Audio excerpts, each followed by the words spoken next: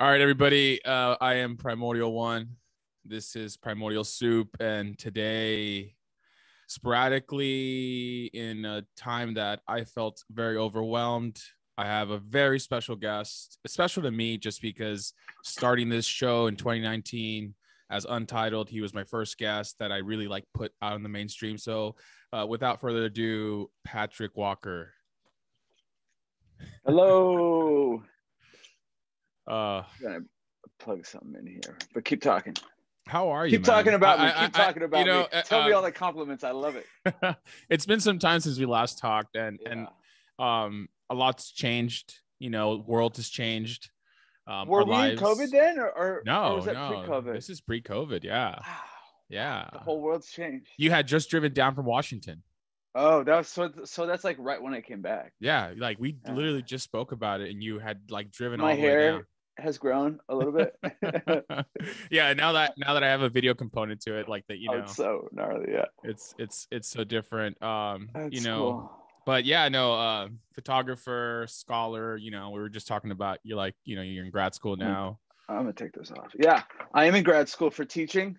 The name of the program is Masters of Teaching. Over at Cal State LA, there's a whole separate it's kind of amazing. There's a whole separate charter school only for Masters in Teaching programs. So it's a whole separate college on the campus. And so that's what I'm doing, is studying teaching, curriculum and instruction development for literature and literacy. It's a very long title that just means I'm trying to be a high school writing teacher or English teacher, which is why I'm growing my hair out. I'm gonna have to learn how to play the guitar by that point, because that's just what all English teachers look like. It's like some dude from South Park or something like that.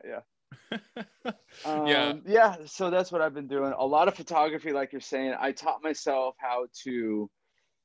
So when COVID happened, so photography to me, I should say, is kind of how I talk about things that I don't know how to use words for. I feel like I'm just storytelling, right? And I love it because of that. I don't make any money doing it. I do it as favors to people or as gifts. That's how I want to do it, like that. And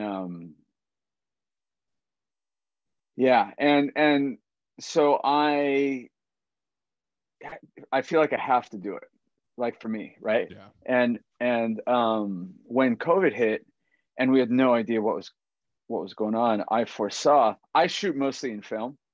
Mm-hmm. I have a few digital. I have a little digital camera here, but I shoot mostly in film, and I'm used to that process, and that's just what I am accustomed to. That slower process. I don't believe in one is better than the other. I have no interest in that debate. I like debating, but with debates that really actually have purpose. But I was worried that all the film labs were going to go under. Well, not go under, but shut down, right? Mm-hmm. And so I essentially bought a year's worth of film, and I started developing chemicals. Not printing, but just developing the film. And I have had a film scanner at home for a long time. That's how I get the film shots into the computer. And I just retaught myself how to develop film, how to process my film. And what I found, the good thing is it was semi-familiar. There's all these little things that are really hard to learn, and you just have to do it through repetition. And I remember all that because I studied it a few times. But what I found is that what it's done is it's turned it into a very slow meditative process, like more than before, where so the film, there's all these decision processes, right? There's what type of film, what camera, what lens, and then this adds, all of those they all have different characteristics, right? So different ways to tell my story, sort of, whatever story I'm trying to tell. Um, the developing, there's different developers, there's different ways of developing. So this adds kind of another dimension through which I can speak about whatever I want to speak about. I mean, speak about, you know what I mean? Essentially, like, it adds, I'm a control freak too. So it's just like another thing that I have my hands on in the whole process to get it from the film to the, to what you see when you look at my Instagram. And I really appreciate that. And I have absolutely no interest in going back in going to a lab again, because it really makes it so that, like, I mean, I have friends that like shoot film and choose cameras because they're fast cameras. You know, there are cameras that you can shoot really fast with. Right. And for me, that's kind of the opposite. It's the whole, like, this film photography for me now, specifically because of this, is how I slow the whole process down and really contemplate what I do, what am I doing, how my actions affect the story entire. As opposed to digital. Digital is amazing because I can just shoot like blah, blah, blah, blah, blah, blah, blah, and I wouldn't waste any money, and I could just go through. But that's for a whole different type of photography, and I love it for that. But I feel like through this process, one of the things that COVID has done is it's really unknowingly and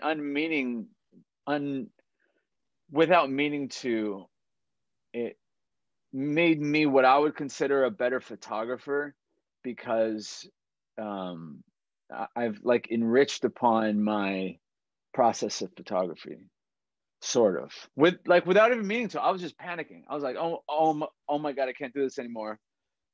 You know, like everybody was stockpiling toilet paper, and I just bought a bunch of film and chemicals. Yeah, I remember that. That was a weird time. Yeah. Yeah, it's I understand the process a little differently, just because I would assume, like, if you take film to Sammy's camera, you're giving it to somebody else to kind of just develop your film, and that's where I took it to. Yeah. Okay, but like, but there's no attachment to the person developing your film. They're just kind of like, you have film, we're developing it, here you go.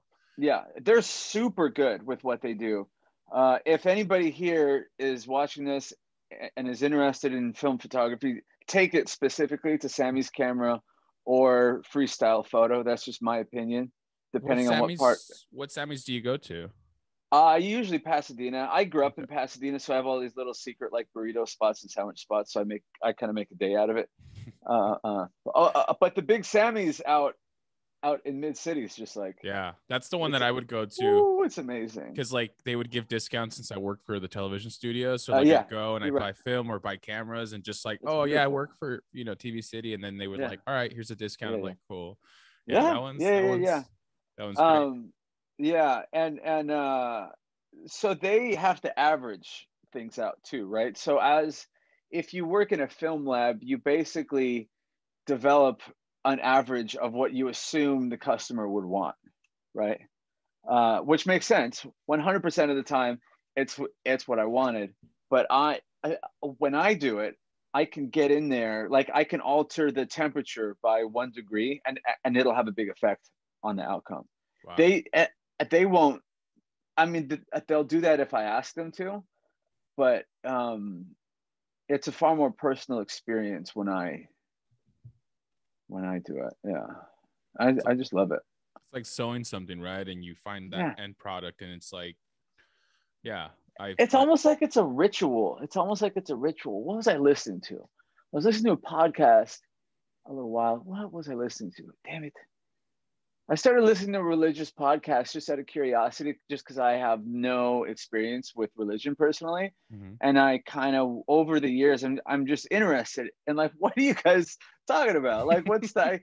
Because it's I understand what makes it bad, you know? Yeah. And you know, bad people are bad people, but like what are the stories behind this? You know what I mean? Like, what are the ideas? And one of the things that was talked about that I thought was kind of cool, it might creep some people out, and I apologize if it does, but for me, I thought it was pretty cool, the idea of the importance of ritual, right? So like the prayer isn't necessarily always you think you're actually talking to God. It's just something that you do in the morning.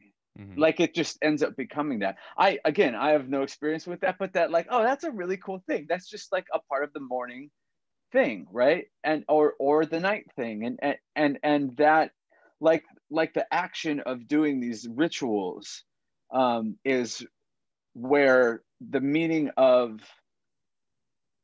it's like the religious activities, right? Like there's a lot of meaning that comes from that, and I think that's really cool because that's not something that I'll ever, it's not what I believe in, right? Those beliefs are not what I believe in. So it's neat to apply beliefs to actions that aren't, I could pray, right? But I wouldn't be doing the same thing that I like physically I would, right? But I probably wouldn't be doing the same thing as the people that really believed and like really needed it. And so for me, the idea of like getting my hands on all of the elements of my photographs is kind of like that, sort of like it's a ritual, right? It's just become a part. So it's not like with my phone, I'll take a photo of you and then I'll shoot it right to Instagram. That's the whole process, right? Like right next to me here, I have a printer. So like I have my hands on the whole thing, right? So the photograph isn't, I forget who said it, but a photograph isn't a photograph until it's printed. It's just the image up to that point, right? So the idea of the photograph not only being like taking the shot and then putting it to get a bunch of likes. It's more of like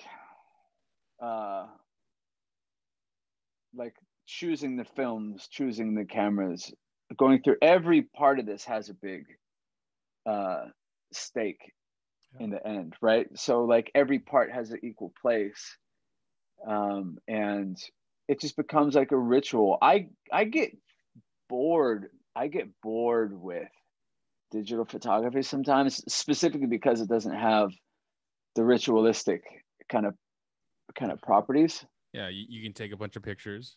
Yeah. And then, But editing on a digital, like doing Photoshop on digital, is just, it's my favorite thing in the world. It's just the coolest thing I've ever done. Yeah. What are you shooting with right now? What are you shooting with right now? I'll show you. Hang on. You're going to see my big mess behind me, but whatever. I don't care. It's all right. We're all at home, living at home, Right. We're humans. Let's be human. Exactly. That's something that I'm learning. I built this. Oh, what is? Yeah. big 4x5. So essentially, that's the size of the negative. Wow. So it's huge, and the process is slowed down. I haven't used it yet. It's kind of intimidating. But this, like, digital cameras are only barely catching up to medium format, like barely. And these formats, like what I'm talking about, is just the size of the negative. So the bigger than, here, I'll actually show you. That's 35 millimeter. Yeah. That's medium format. Here, we'll do it with my shirt so you can see, right? Yeah, I see it. So the medium format is bigger, which means it's like that much more clear. So taking the medium format, like it's not even a part of it, right? So so it just becomes this big, huge thing. And what that does is that pulls it into a world in my head. Shooting with that thing pulls it into a world that like digital cameras can't even touch. Like the technology isn't there yet. So what that does in turn is it makes me more versed in the behaviors of film, but also more versed in the behaviors of digital. Like I'm not trying to make them do the same thing. Yeah, they're two different worlds, I think. They're close to each other, but there's you're not doing Photoshop with your film, and I actually am. But but that's like worlds colliding. Like that's like you, which is kind of cool. yeah. Now Yeah. it's film and digital just becoming one. And I've seen, I've went on your website, you know, and it's a picture and words, right? Mm-hmm. And I'm going to change that actually, but yeah. So the idea with that website was to have, it was all about storytelling. That's the story polished yarn. It's a yarn is a story, and polished is just edited, changed, shined up, right?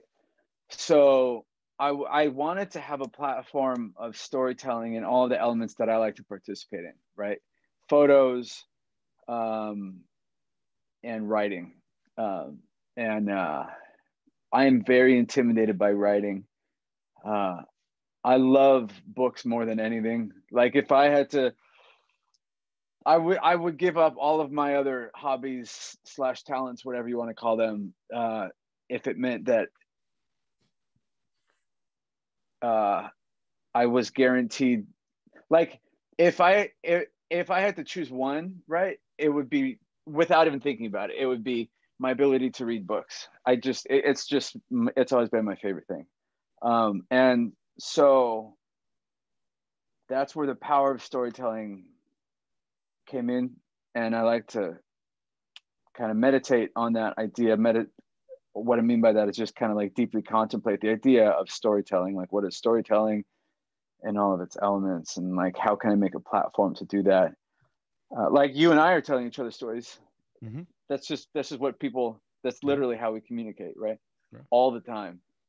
That's how the clothes that we wear, right? Like the tattoos on my arms, all sorts of stuff. It's just what we always do. And so the two ways that I enjoy it most are writing, reading literature, and photography. And so I put all these photos up, and like every normal photographer with a website, just kind of forgot about it. like do like an epic photo dump, put like 100 photos in it, and then just like not touch it. But my plan is to change it to basically make it not as self-serving as it has been, and make it so that the goal is by the end of 2021 is to have an entire photo 101 or intro to photo class that I made, broken down into parts, into different videos, just up for people to learn for free. I want to have a community part in it, not a chat room, but or maybe a chat room, just like a community board on there where people ask each other questions. I would be a part of it too, but I don't want to be a teacher in it. Like that doesn't kind of strike me right. I just want to participate. I want to create a participatory learning community based around photography, and I want it to be available to everyone. And so that's what that whole platform is going to change into. That's awesome. Yeah, I saw you been doing like on Instagram, you've been developing film. Is that something that's kind of like motivated? Yeah. Like, yeah. You know, collecting those videos and having that. Yeah. Those videos are cool. I was so bored. I was so bored when I was like, oh God, I was just another, here I am listening to audiobooks in the room again. And I have a friend who I've known since I was 4 years old. This guy, David Wiseman, he's over in Frog County. He's this really amazing sculptor. And he started doing these Instagram live videos. And he's like me, where we don't think we like it. Like we don't want to like it, but we actually do a lot. Right. Yeah. And so he started doing these live videos of him just making stuff late at night. And he didn't really talk much in it, but he just makes things. And what it did is it added a human element to his Instagram, which was previously only art, which is what I specifically tried to do, is just to have only art. And I did that for a while. And then I got bored and I was like, I want to talk to people. And so just did an Instagram live because it's kind of cool, kind of seeing sing somebody, and a few people popped on. I got a few waves, and I was like, that was really neat. Like I felt previous to that, I had no interest in changing my website, and then I did it again. I did it a few times, and then I made a few instructional videos, one on how to develop black and white and one on how to develop color. If you can even call them instructional videos. I was just kind of like awkwardly fumbling through and trying to explain what I was doing at the same time. And people responded to that really well, and it made me feel really good. And then it just made me realize, something that I've kind of always, lived by, that like, it's not about me. It shouldn't be about me. It should always be about, constant thought of others, and how can we use our talents to contribute to the well-being of others. If we can. Sometimes we can't. It's fine if we can't. But if we can, like if I'm sitting around and complaining about the woes of the world, which is fine, if I'm doing that and not trying to kind of like contribute, I'm kind of being a dick, in my opinion, right? But if I'm kind of sitting around and complaining and expressing my opinions about, things that aren't working in the world and stuff like that, and I'm using what I can, my talents or privileges, sometimes they're the same thing. In this circumstance, I think they are. How can I use my ability? Maybe ability, talent seems like a weird word to use. How can I use my ability as a photographer and the privilege that I have had to study photography to help other people?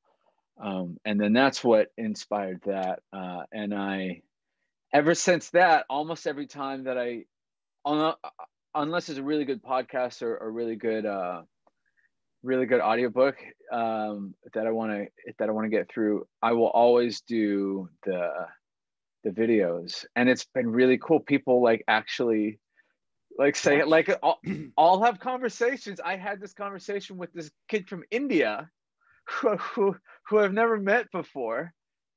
And I because I was talking to a few of my friends that I knew, and then this name popped up that I never knew. And I asked, I was like, I don't know, have I met you? Your name looks familiar.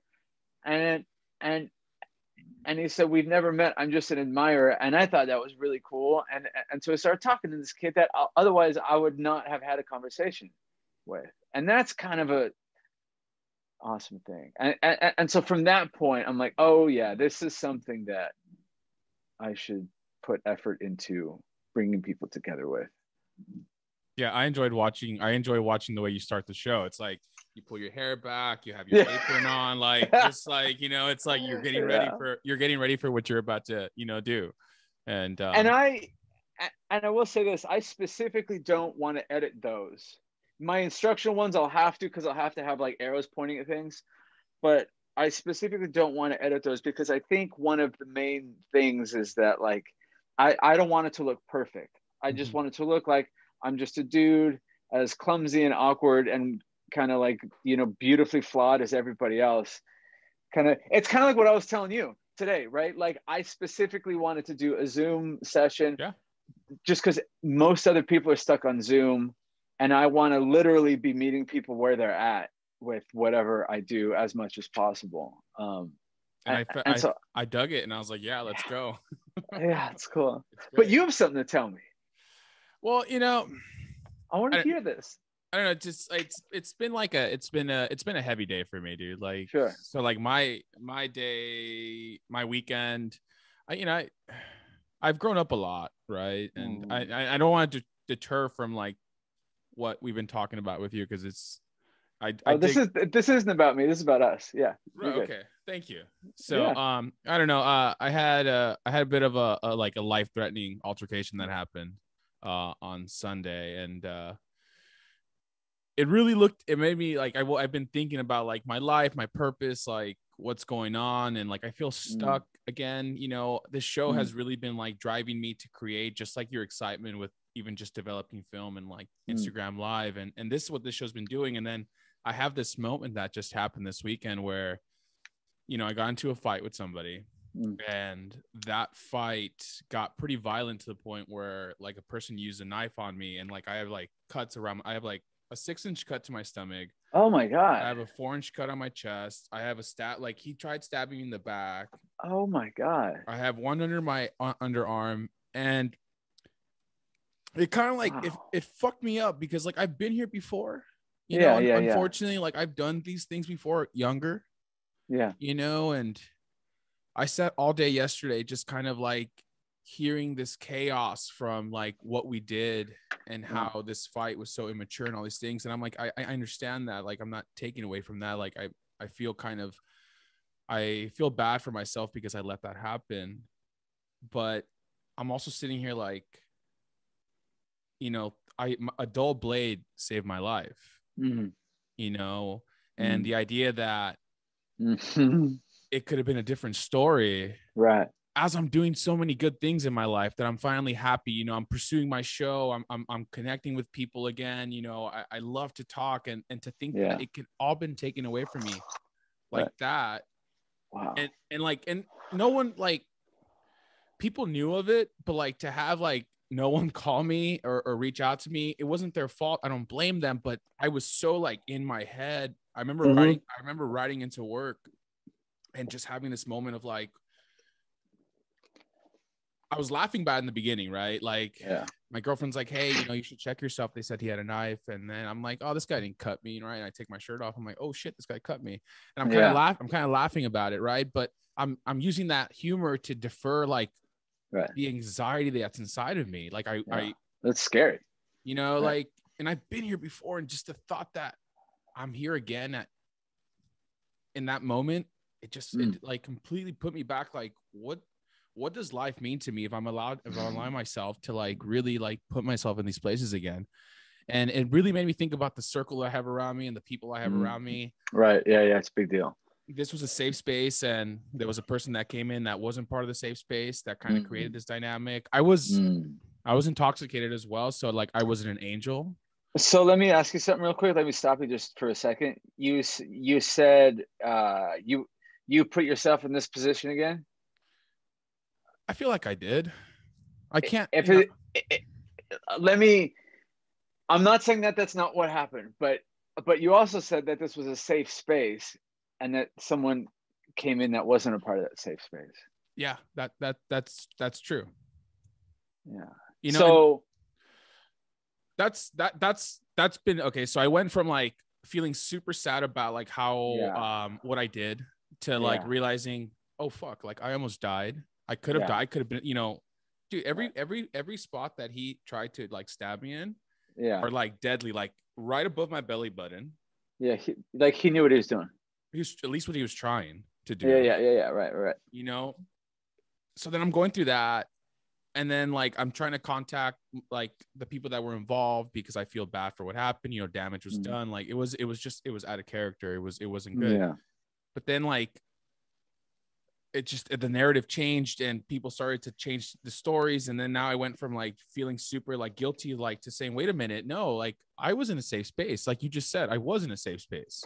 Yeah. I'm just trying to make it so that you, if like, you're welcome to do whatever you want, but I just want to offer the idea and maybe the space here that like, you're not at fault for that. Unless you were. I wasn't there. Yeah, right. No, I know. I get that. And it doesn't have to be like you either were or you weren't. There could be a middle ground that I'm not aware of. But I think I've come to the realization that all of us in that setting were all at fault. We all played a factor in what happened. Escalation, the way it escalated. The thing that fucks me up the most is the fact that like my life could have gone I was joking to my friend. I was like, dude, I could have died and I would have been pissed off. I would have been pissed off in heaven. The fact that I went out the way I went out, like, you know what I'm saying? Like, and it's you know, and people are telling me like, you know, you're all right. They're just scratches, but it's like, are they though? Like, are they just scratches? Because I mean, in the physical world, yeah, but dude, like there's so much more to us than just like the scratches. Like on the emotional on the emotional realm, do you think you're all right? You could say no. Not really. I mean, not really. Yeah. I'm glad you said that. I appreciate I appreciate that. Not really. Yeah, I remember I rode into work today, Mm. and like I remember I was coming up Hyperion, and usually like Yeah. I have a certain way of like riding my way to work, and I remember coming down so fast and trying to come up so fast just because I think I wanted to to cry. I wanted to feel something. I wanted to let go of like this trauma that I've just experienced. Yeah. No matter how it came to be, it's still something that I experienced, and just trying to feel like something, So no, I'm not all right. I haven't been all right from it. Yeah. And then I appreciate that vulnerability, by the way, my friend. I appreciate you saying that. Because I think that's why it was special that you reached out to me today for me, because I had this idea, and I kind of gave you like what I was going to do today. It's a good idea. Because I was gonna do this whole episode where I am speaking to myself or to my conscious, right?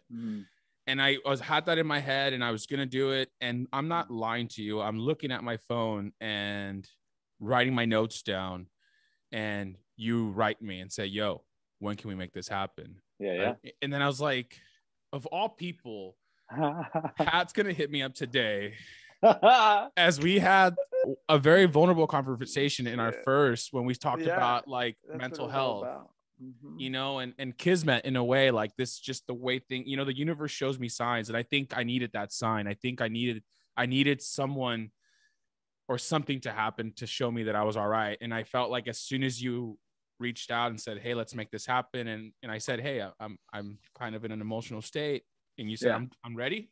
That's boogie. Yeah. And I said, okay, great. I started to just set myself up in a way that I wanted something to happen within our conversation. Cool. The way I structure the show and the way I write my notes down and things, it's just ideas that I think of in the moment. And having you today as a guest on this show is it's great, and I'm very vulnerable with you, and I knew that I was going to be. I appreciate that. Yeah. And I think it's something that's very powerful. A lot of us joke around like it's not a big deal, when I think internally it really is. And I used humor in the morning. I used humor in the morning with my girlfriend. I was like, I'm fine. That fool, I even posted a picture. I was like, bitch actually cut me, and no one knows what I'm actually talking about. They could have thought I was talking about like a car cutting me off or something. Yeah. But I was just using that to like defer like the internal scare, worry. I had to talk to that's what we do, though. You know what I mean? I had to talk to my mom about it, and she's crying, Then my dad comes to work and he looks at me and he's trying to hug me and cry and ask me if I'm okay. My little brother's texting me, my sister's texting me. It's like the aftermath of like, oh yeah, it's a big deal. You know. But then again, I openly spoke about it on Instagram, because I felt like I share a lot of my life to like a lot of people. And just like you said, like I have friends in Russia who like have been following me since like 2016. That's cool. And so wild. And they follow my lifestyle, and it's like wild. So it's like I want to share this experience, right? Because I feel like it's important, especially being a man and like putting yourself out there in a world where sometimes people just aren't used to that. I take BuzzFeed about as serious as I take Vice magazine, which is like maybe 10% of the time they make things that I think are really, really good.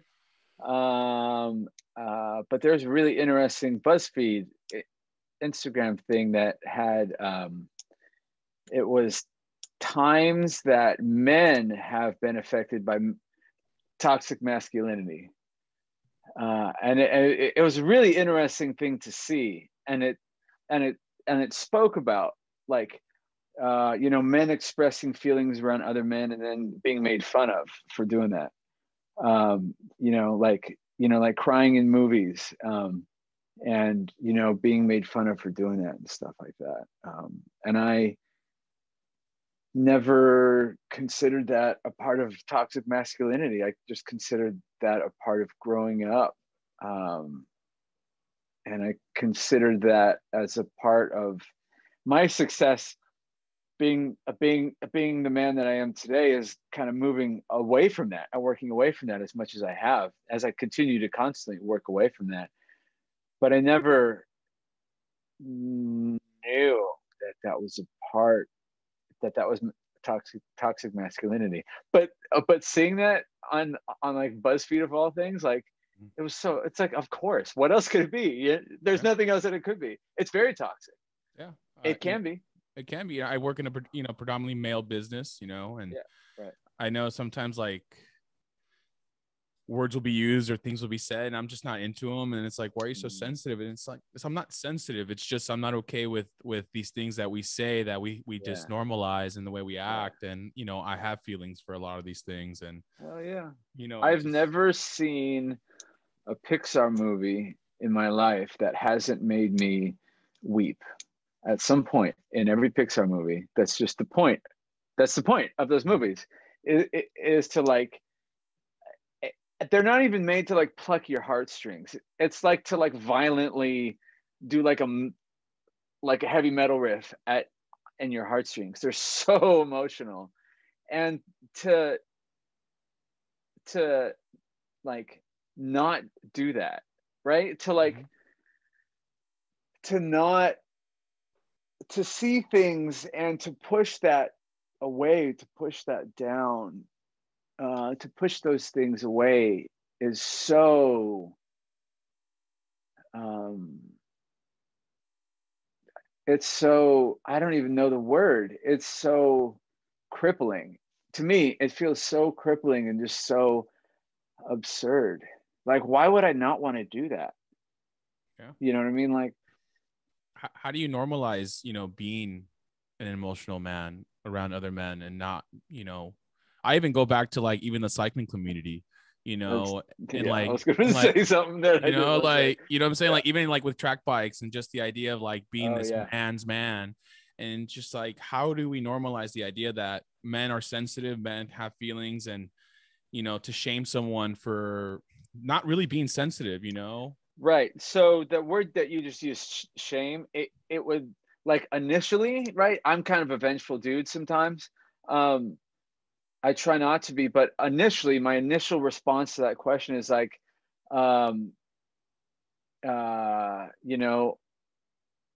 just do it, just be emotional, and then just shame them when they shame me. But that's hypocritical, right?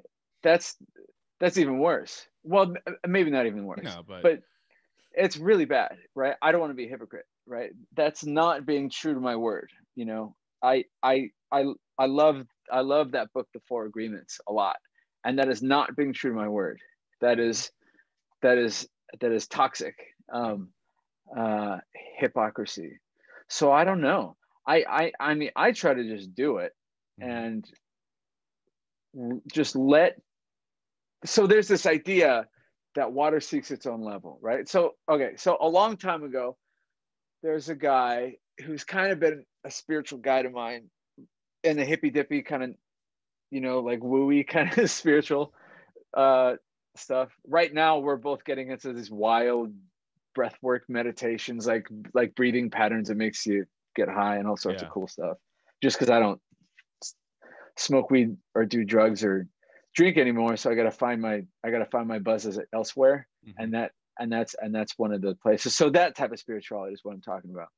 And but a long time ago, he asked me if I have ever, like, I went through one garbage relationship after another, and I got really self-deprecating, and I was really depressed. And he's like, have you ever made an ideals list? And I'm like, what are you talking about? And he goes, just go home and make a list of the ideals that you want in your mate, right? And so I thought about it, and I did that, and I brought it to him. I actually need to, it's been a few years since I've done this. I've changed a lot, so I need to make a new one. But so I did that, and I came back to him with a list of ideals, and he goes, okay, now take this list and put it somewhere that you're going to see it, and then you start doing those things, right? And I'm like, what are you talking about? This is for my mates. This isn't for me. This is what I want for my mate. And he's like, well, if you do this, you'll probably attract that same type of person. You'll just naturally attract somebody with at least some of those traits. And it's true. So I think I practice a small version of that, right? because on that list would be access to full spectrum, like healthy access to the full spectrum of emotions, first off, and then like the ability to get vulnerable and cry in front of other people, right? So I to attract those people into my life, and this doesn't even have to be like a mate, like friends, like to attract those people into my life, I need to do that. And so that's the fuel that I use to get vulnerable. That's the fuel that I use to inspire me to get vulnerable and give me strength to get vulnerable around other men that may be possibly and probably will make fun of me if I am crying in front of them. And then eventually, over years, I just find myself, I haven't found myself watching Pixar movies with those dudes in a long time. Those are usually the dudes that I go see like the Fast and Furious movies with, which I equally love, but for just kind of stupid, stupid reasons. But they're hilarious, right? So anyway, but the point is that like, I feel, I've never really thought about it this way, that I feel by acting a certain way enough, I have just started to like, maybe, I don't know if detract is the right word, but to like disassociate with those manly men that I felt like I had to hang out with to kind of feed my ego at the time, maybe to,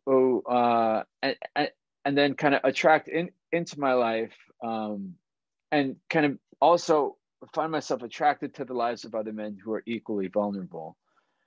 And the whole process feels awkward and strange just because like we're talking about like I just turned 40 and I'm not even only talking about like 40 years of narrative. Like this is like full on, like America was founded on the power structure of the white, of the straight white male landowner, right? So this is, and that didn't start in America. That started back in England, started on and on and on forever. So there's a long narrative of manly men. We are Sparta. All this bullshit that permeates and damages men. And I exercise a lot, but I don't watch sports because of that. I like specifically don't want to watch sports because of stuff like that. I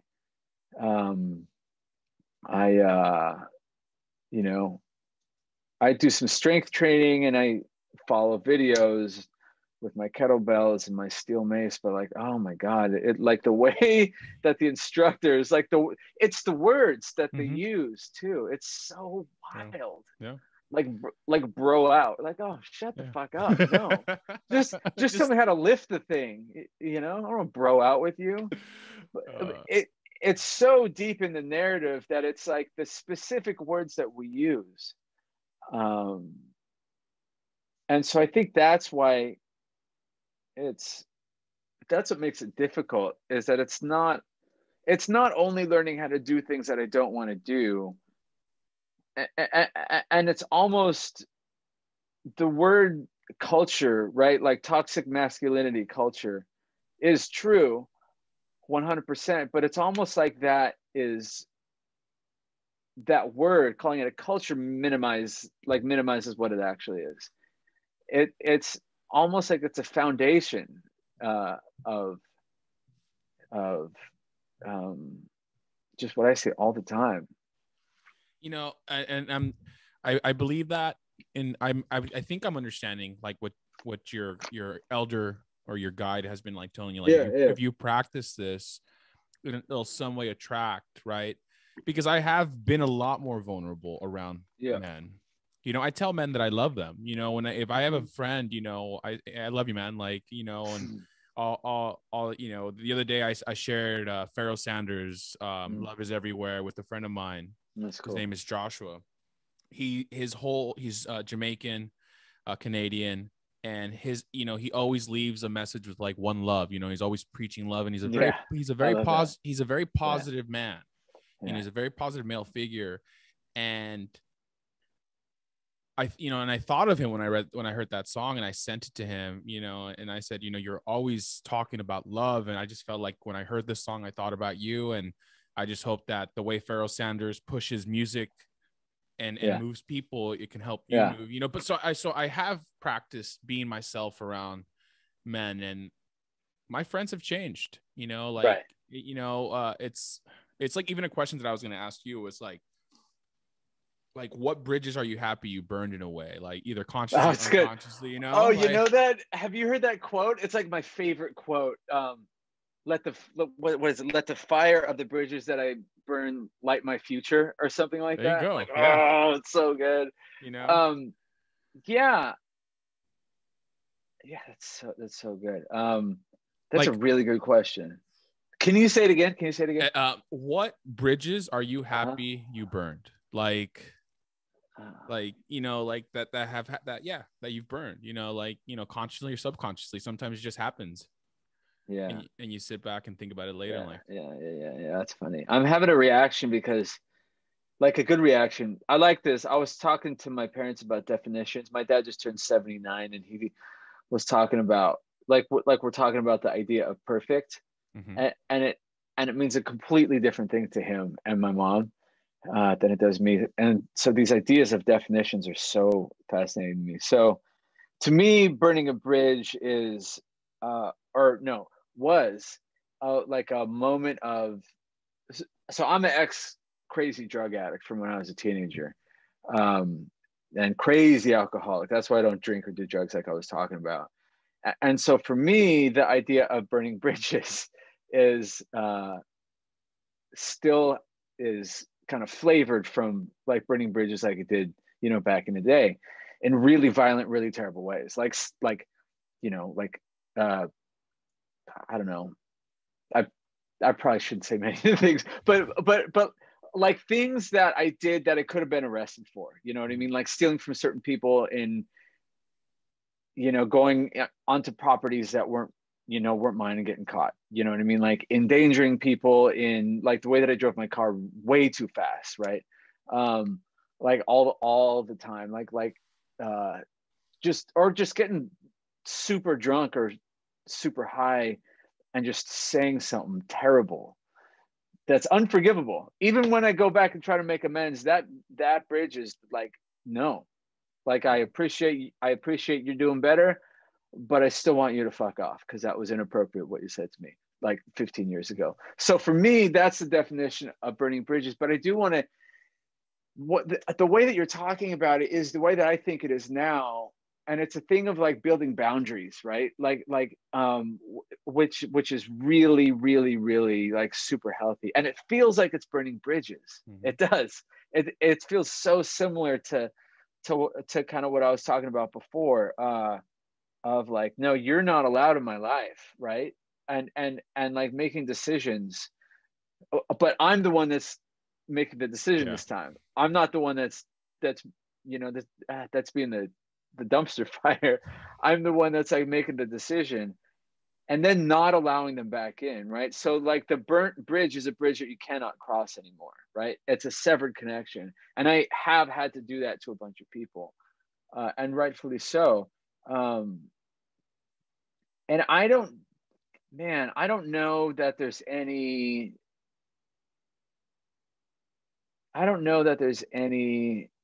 that I can particularly think of, but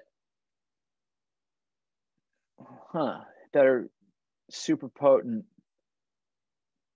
in a way that I am kind of proud of. But I am very, very, very proud of the fact that I have experienced enough and worked with enough people and grown enough to have a set of values and foundational ideals that I am just unwilling to get rid of, and I'm unwilling to waver. And if people step on those, it's just the end of the story. And there's not a lot of emotional left. Like, like there's not a lot of emotional wreckage from that bridge being burned, right? Mm-hmm. Because before I didn't have many ideals. I was just trying to get fucked up and party, right? But now, like, I care so much about how I am to other people